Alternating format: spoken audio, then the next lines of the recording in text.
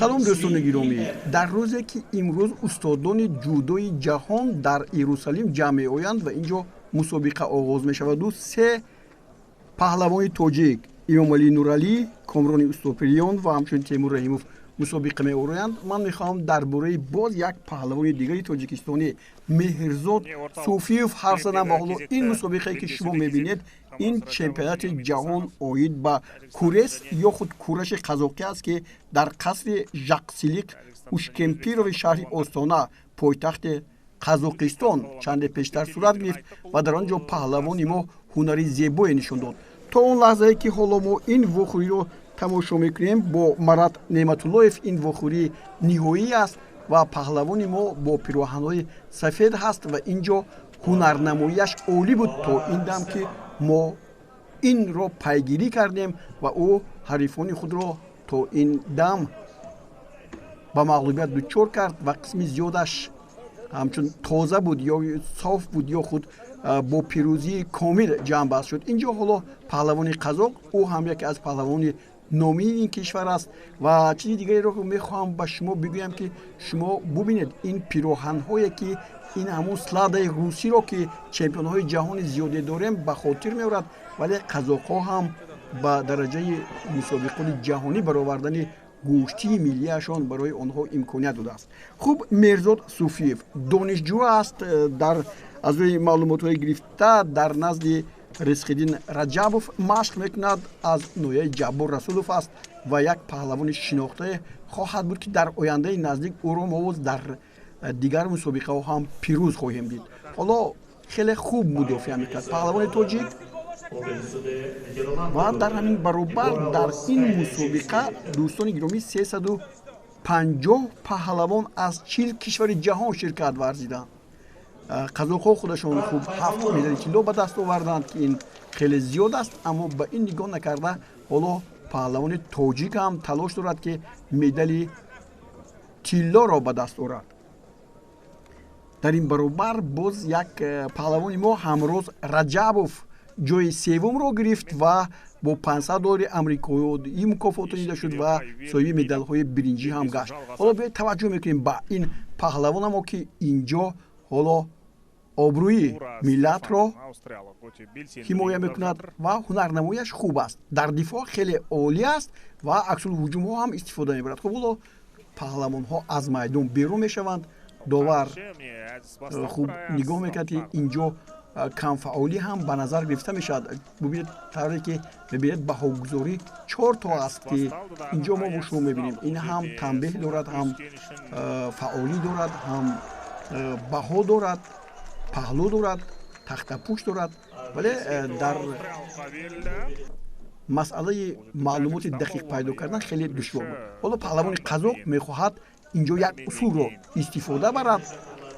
инҷо ҳоло боз як дифои хуби паҳлавони тоҷикистоне аст.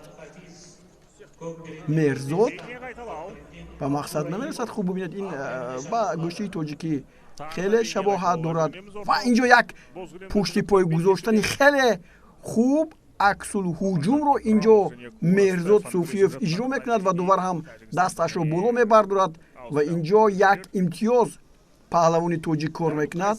паҳлавони қазоқ бошад дар ҳайрат аст чӣ гуна ӯ мехост инҷо усулро иҷро кунад, аммо натавонист. ҳоло Меҳрзод бори дигар инҷо нишон хоҳад дод ки ӯ пурқувваттар аст аз ин паҳлавон Марат Неъматуллоеви қазоқӣ, вале инҷо доварон ҳастанд.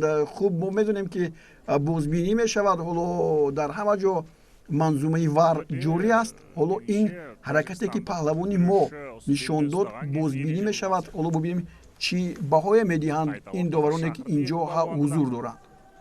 хуб мехоҳанд ки қазоқ инҷо бохта набошад ё худ аз ин усул имтиёзи тоҷик нагирад. на, ҳоло як лаҳза боз таваҷҷӯҳ мекунем, ин ҳамун ҳаракат аст. паҳлавони қазоқ мехоҳад ки паҳлавониро бикашад, аммо инҷо бубинед як пойгузории хеле зебо ба ҳамон пое ки вазн дар ҳамон буд. инҷо бубинед ин гуна ҳаракати зебои ҷолибро мо кам дар ҳаракати дигар гӯштии гирону паҳлавони мо ки дар дзюдо ҳам усулҳои инҷо ба кор меояд истифода бурд. ҳоло боз вохӯрӣ идома дорад 1 дақиқаю 45 сонияи дигар ва бо як имтиёз ва инчунин бартариро дидед довар ба паҳлавони мо медиҳад ки хеле ҳам хуб кор мекунад. ҳоло боз инҷо як ҳаракати дигар, ин ҳаракати такрорӣ аст ки паҳлавони мо инҷо содир мекунад. офарин суфиев, офарин меҳрзод ки чунин ҳаракати зеборо анҷом дод ва ҳоло ин лаҳзаҳоро бори дигар такрор мо мебинем ки ин усули хос барои меҳрзод суфиев аст ки ба ҳамон пое зарба мезанад ки он пой тамоми вазнро мебардорад дар вақти гӯштӣ ва паҳлавони мо ғалаба кард ва соҳиби медали тиллои чемпионати ҷаҳон оид ба курес ё худ куреши қазоқӣ гардид. муборакбод мегӯем ва бори дигар тамошо мекунем ки чӣ гуна ин усулҳоро паҳлавони мо меҳрзод суфиев аз ноҳияи ҷаббор расулов ба иҷро расонид. ин ҳаракатро бубинед, пушти пой бубинед, бо пои рост чӣ гуна ба ҳамон пушти ба ҳамон пои такягоҳӣ зарба мезанад ва ҳариф ҳатто ҳайрон аст ки чӣ гуна инҷо ин амал иҷро карда шуд. як бори дигар бубинед, аз инҷо нозуктар аст диданаш ва бо пои рост чӣ гуна хеле бо ҳатто ҳамон нӯги пой ҳам ӯ ҳарифро ба худ мекушад ва инҷо бошад бори дигар ҳамин усул ва боз пирӯзӣ насиби паҳлавони мо мегардад. боз ба ҳамон пои зарба мезанад ва мекашад ба сӯи худ ва ба тахтапӯш мезанад ва ғалабаи софро инҷо ба даст меорад. медали аввалини чемпионати ҷаҳон аз гӯшти куреси қазоқӣ ба тоҷикистон меояд.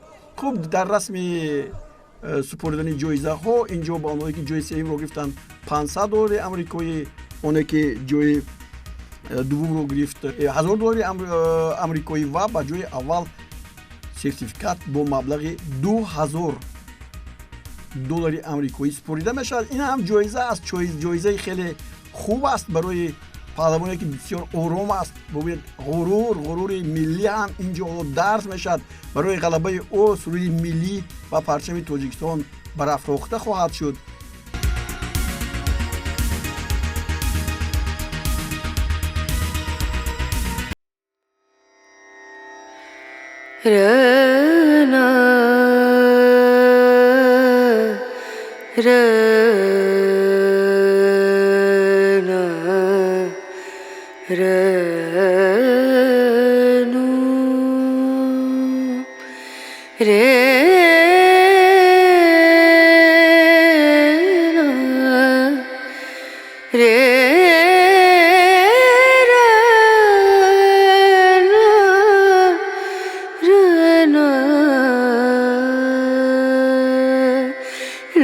नजर